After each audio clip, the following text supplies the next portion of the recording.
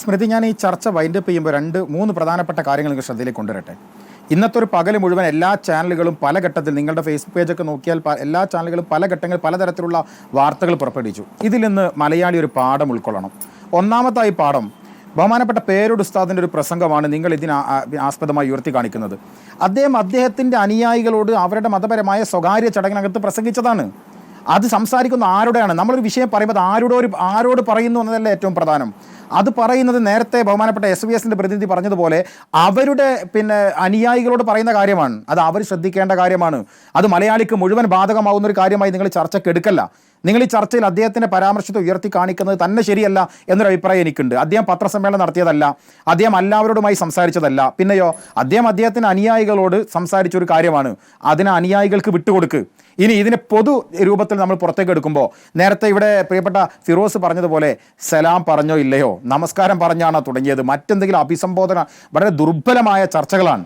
ഒരു സമുദായത്തിൽ രണ്ടുപേർ, ഞാൻ മുസ്ലിം സമുദായത്തിൽ അംഗമാണ്, ഞാൻ എല്ലാവരോടും സലാം ചെല്ലാറുണ്ട്, എല്ലാവരോടും ഗുഡ് മോർണിംഗ് പറയാറുണ്ട്. എന്താ സലാം പറയുക എന്ന് പറഞ്ഞാൽ എന്താണ്? ഒരു അഭിസംബോധന മാത്രമാണ്. അതൊരു അന്താരാഷ്ട്ര പ്രശ്നമായി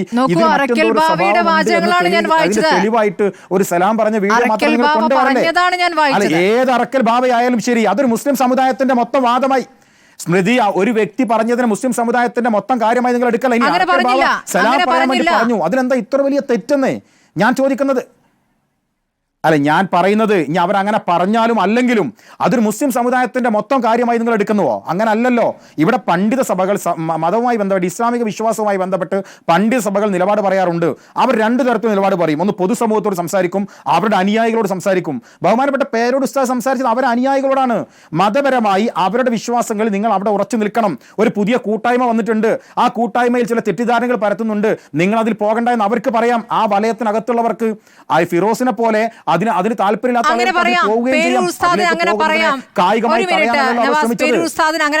അങ്ങനെ പറയുന്ന സമയത്താണ് അറക്കൽ ബാവ പറയുന്നത് ഈ തരത്തിൽ ഭിന്നിച്ചു നിൽക്കുന്ന, ആശയപരമായി ഭിന്നിപ്പുള്ളവരെ ഒന്നിപ്പിക്കാൻ ഈ കൂട്ടായ്മയ്ക്ക് കഴിയുന്നുവെന്ന്. അതിന്റെ അർത്ഥം എന്താണ്?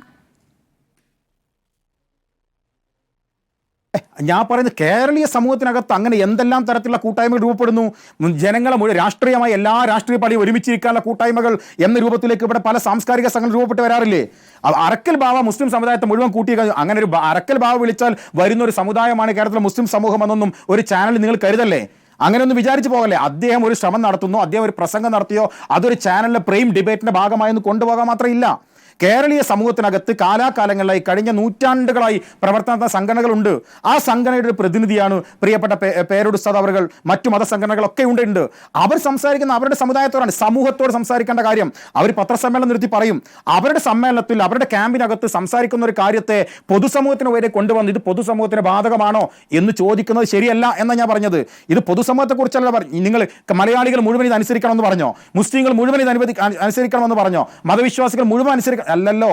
അവരുടെ പിൻഗാമികളോട്, അവരുടെ അനുയായികളോട് ഈ വിഷയത്തിൽ ജാഗ്രത പുലർത്തണമെന്ന് അവർ പറഞ്ഞു. അത് അവരുടെ അവകാശമാണ്.